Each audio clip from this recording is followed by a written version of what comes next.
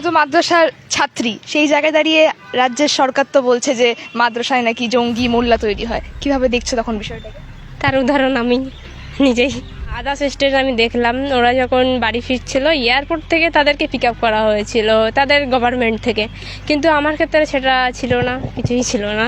তো সেটাতে খারাপ লেগেছিল খুবই। অ্যাথলিটদের নিয়ে যে বিলটা পাস হয়েছে, ওটাতে দেখলাম ন্যাশনাল গেমস, তারপরে অলিম্পিক, যে কোনো ইন্টারন্যাশনাল, সেগুলোতে একটা অ্যামাউন্ট ফিক্সড হয়েছে। সেই অ্যামাউন্ট অনুযায়ী সেটা যেন খাতা কলমে না থেকে থাকে, আমাদের জন্য যেন কাজটা করা হয়, আমার যেটা প্রাপ্ত আমি যেন সেটা পাই। হংকং থেকে তুমি সোনা জয় করে এসছো, লড়াইটা কতটা কঠিন? ছোটবেলা থেকে আমার এটা প্রত্যেকটা অ্যাথলিটের স্বপ্ন থাকে যে একদিন ইন্ডিয়া জার্সি পরবে, তো আমারও স্বপ্ন ছিল আমি পরবো। ইভেন আমার 10-11 বছর আমার প্র্যাকটিস ক্যারিয়ারের পরে আমি গিয়ে সেই স্বপ্নটা পূরণ করেছি, তো খুবই খুশি। তোমরা ফ্রি টাইমে করতে কি ভালোবাসো, মানে তোমরা হবে কি খেলাধুলা ছাড়া? ফ্রি টাইমে পড়াশোনা একটু করি, আমি ইউনিভার্সিটিতে আছি। হ্যাঁ, খুব একটা না, মোটামুটি। ভবিষ্যতে লক্ষ্য তো অনেকেই ন্যাশনাল গেমস করার ইচ্ছা আছে, অলিম্পিক যাওয়ার ইচ্ছা আছে লং টার্ম। আমার যদি আর্থিক সাহায্য যদি না থাকে, আমার বাবার যদি সামর্থ্য না থাকে, আমি চলবো কীভাবে? তো সেই ক্ষেত্রে সরকারের উচিত আমাকে সাহায্য করাই, বা আমার যেটা প্রাপ্ত সেটা আমাকে দেওয়া। তোমরা পছন্দের খাবার কি? আমার পছন্দ হয় বিরিয়ানি। এখনও ইভেন নিজেকে নিজেই আইডল মনে করি, যে আমাকে দেখে লোক ইন্সপায়ার হবে, আমাকে দেখে লোক শিখবে, জানবে আমাকে। দক্ষিণ 24 পরগনার ভাঙড়ের একটি সাধারণ পরিবারে বেড়ে ওঠে তহুরা খাতুন। হাই মাদ্রাসা থেকে পড়াশোনা করেছে তহুরা।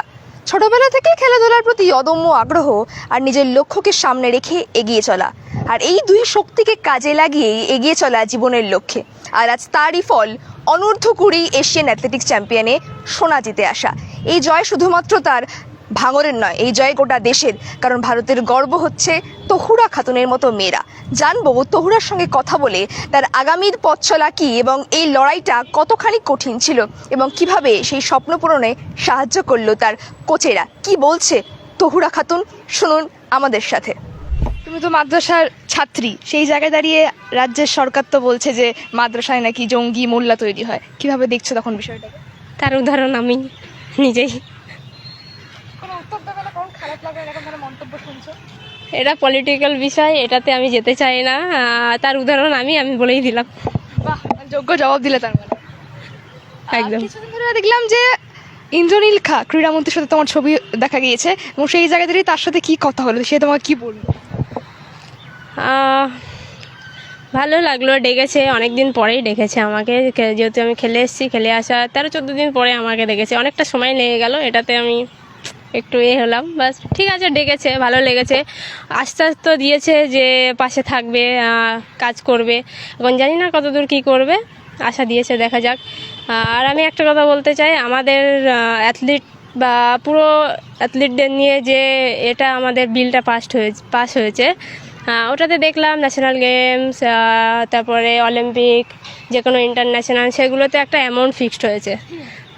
সেই অ্যামাউন্ট অনুযায়ী সেটা যেন খাতা কলমে না থেকে থাকে, আমাদের জন্য যেন কাজটা করা হয়, আমার যেটা প্রাপ্ত আমি যেন সেটা পাই। কি বললেন তিনি? শুধুমাত্র কি তোমাকে সাহায্য করার কথা বলেছে? কিছু সাহায্যের কথা তো বলেছে, কিন্তু আমাকে চিঠি দিতে বলেছে, দেখা যাক চিঠি দিয়ে দেখি কতটা কি কাজ হয়। সেই জায়গায় দাঁড়িয়ে আর কি বলার আছে রাজ্য সরকারকে, ক্রীড়া দপ্তর আর কি করা উচিত বলে মনে হয়? উনি ক্রীড়া দপ্তরকে তো আমি একটাই কথা বলবো, যে ওনারা যে বিলটা পাস করেছে ওই বিল অনুযায়ী যেন কাজটা হয়। আরেকটা প্রশ্ন করব, এই যে তুমি এই খেলার সাথে যুক্ত, ছোটবেলা থেকে তুমি বললে খেলতে ভালোবাসো, এবং কোনোদিনও মনে হয়নি যে তোমার বাবা যেহেতু পেশায় কৃষক, সেই জায়গায় দাঁড়িয়ে অন্য কোনো পেশা নির্বাচন করি, এটাই কেন বাঁচবে? কারণ আমি ছোট থেকে খুব চঞ্চল ছিলাম। ছোট থেকে আমি পাড়ায় ছেলেদের সাথেই ফুটবল, ক্রিকেট এইসব নিয়েই মেতে থাকতাম। তো আমার বাবা দেখেছিল আমাকে ছোটোবেলাতে, বাবা, দাদা। তো আমার বাবাই আমাকে প্রথম একটা ক্লাবে ভর্তি করেছিল, তারপর থেকে আমার অ্যাথলিট জগৎ স্টার্ট। এবং সেই জায়গায় দাঁড়িয়ে কি কি লক্ষ্য আছে ভবিষ্যতে লক্ষ্য তো অনেকেই ন্যাশনাল গেমস করার ইচ্ছা আছে, অলিম্পিক যাওয়ার ইচ্ছা আছে লং টার্ম টার্গেট। কি বলছে? ভাঙড়ের মানুষ তো খুবই খুশি, দেখতেই পাচ্ছেন খবরে। দেশের মানুষও খুশি তোমাকে? হ্যাঁ।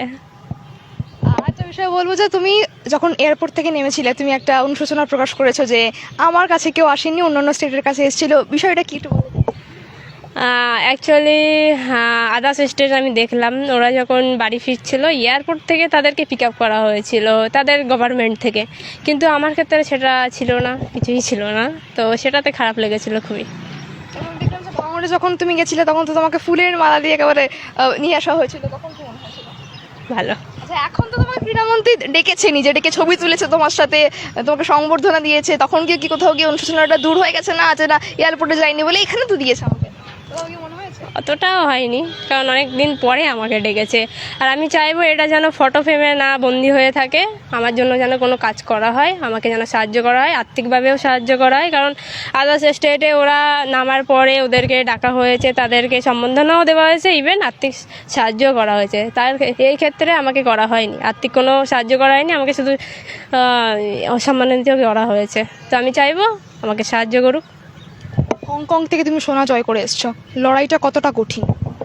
ছোটোবেলা থেকে আমার লড়াইটা প্রত্যেকটা অ্যাথলিটের স্বপ্ন থাকে যে একদিন ইন্ডিয়া জার্সি পরবে, তো আমারও স্বপ্ন ছিল আমি পরবো। ইভেন আমার 10-11 বছর আমার প্র্যাকটিস ক্যারিয়ারের পরে আমি গিয়ে সেই স্বপ্নটা পূরণ করেছি, তো খুবই খুশি। এখনো তুমি বলছো তুমি প্র্যাকটিস করছো পরবর্তী জিনিসের জন্য, পরবর্তীকালে কি করতে চাও তুমি? পরবর্তীকালে লং টাইম আমার টার্গেট আছে অলিম্পিক খেলা, দেখা যাক। সেই জায়গায় দাঁড়িয়ে পরিবার আছে তো? পরিবার তো আছেই, অল টাইম পরিবারই আছে, আদার্স তো কেউ নেই অতটা। বন্ধু বান্ধবরা কি বলছে তোমরাকে? বন্ধু বান্ধব তো খুবই খুশি, সবাই খুশি তাহলে? হ্যাঁ। আর তোমার তো অনুশোচনা রাজ্য সরকারের প্রতি একটা আছে তাহলে?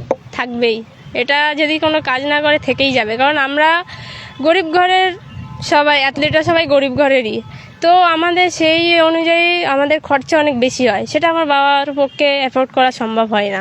এবার আমাদেরকে যদি সাহায্য না করে আমরা সামনের দিকে এগোবো কী করে?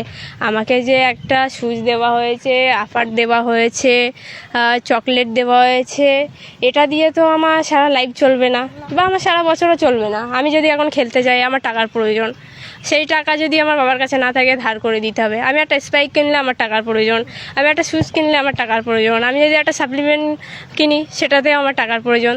তো লাইফ আমার যদি আর্থিক সাহায্য যদি না থাকে, আমার বাবার যদি সামর্থ্য না থাকে, আমি চলবো কীভাবে? তো সেই ক্ষেত্রে সরকারের উচিত আমাকে সাহায্য করায়, বা আমার যেটা প্রাপ্ত সেটা আমাকে দেওয়া। তো আমি চাইবো সরকারের কাছে যেন সাহায্য করে আমাকে। আরেকটা বিষয় বলবো, তুমি বলেছিলে তোমার বাবা একজন কৃষক, সেই জায়গায় দাঁড়িয়ে আর্থিক অনটনের মধ্যে তোমাকে সময় কাটাতে হয়েছে। এই যে খেলায় এলে, খেলার বিভিন্ন জিনিসপত্র রয়েছে, তখন সেই জিনিসপত্রগুলো তোমাকে অ্যাফোর্ড করতে কে? বাবার পক্ষে অতটা সম্ভব হতো না, তো তখন হচ্ছে বাবা অতটা দিতে পারতো না, খুবই কমই দিতে পারতো, ইভেন এখনও খুবই কমই দিতে পারে। আমি সাইতে থাকি, সবাই জানে কম বেশি, তো সাই দিয়ে আমাকে দেওয়া হয়, বছরে একটা শুজ, একটা স্পাইক, ওটা দিয়ে চলে। কেউ যদি কোনো হেল্প করে সেটা দিয়েও চলে। কোচরা কি বলছে? কোচ তো খুবই খুশি, হ্যাঁ। আমার সামনে হচ্ছে কি আমি 2টো কম্পিটিশানে সিলেকশান পেয়েছি, তো কোচ খুশি আছে, কোচ চাই যে ওটাতেও আমার মেডেল আসুক। একটা বিষয় বলবো, তোমরা এখন তো তুমি বললে যে তোমার রাজ্য সরকারের প্রতি একটা ক্ষোভ রয়েছে, অনুশোচনা রয়েছে, একটু অন্য বিষয়ে যাবো। তোমরা ফ্রি টাইমে করতে কি ভালোবাসো, মানে তোমরা হবে কি খেলাধুলা ছাড়া? ফ্রি টাইমে আমি তো ফ্রি টাইমে পড়াশোনা একটু করি, আমি ইউনিভার্সিটিতে আছি, হ্যাঁ, খুব একটা না, মোটামুটি। আমি যেহেতু ইউনিভার্সিটিতে বসছি, তো একটু পড়াশোনা করি। ফ্রি টাইমটা পড়াশোনা করো? পড়াশোনা আর মোবাইল চালাই, মোবাইলে কি দেখো? রিলস, ভিডিও, কোনো মোটিভেশন ভিডিও আমাদের খেলার কম্পিটিশনে। তোমার খেলাধুলার সময় তুমি যত বারবার নিজেকে বলো, নিজেকে মোটিভেট করো, যে কোনো একটা কথা বলে দাও, যে কোনো একটা লাইন বলে দাও, সকলকে ইন্সপায়ার করবে। সফলতা আসতে একটু লেট হবে, তো তোমাকে প্র্যাকটিস করতে হবে, রেগুলার রাখতে হবে, একদিন না একদিন ঠিক তুমি সফল হবেই। তোমরা পছন্দের খাবার কি? আর পছন্দের খাবার বিরিয়ানি। বিরিয়ানি খাবার এখানে খেতে দেয়? বিরিয়ানি তোমাকে? হ্যাঁ, মাঝে মাঝে সানডেতে পাই আমরা। কোনো ডায়েট থাকে না এখানে? হ্যাঁ, ফুল টাইম ডায়েটই। ভালো লাগে এগুলো? হ্যাঁ, অভ্যাস হয়ে গেছে, বাইরের জিনিস এখন আর খুব একটা খাই না, অতটা ভালো লাগে না। তোমার পছন্দের ইন্সপিরেশনকে বা আইডলকে বলবো, যাকে দেখে তুমি এই প্রফেশনে এসেছো?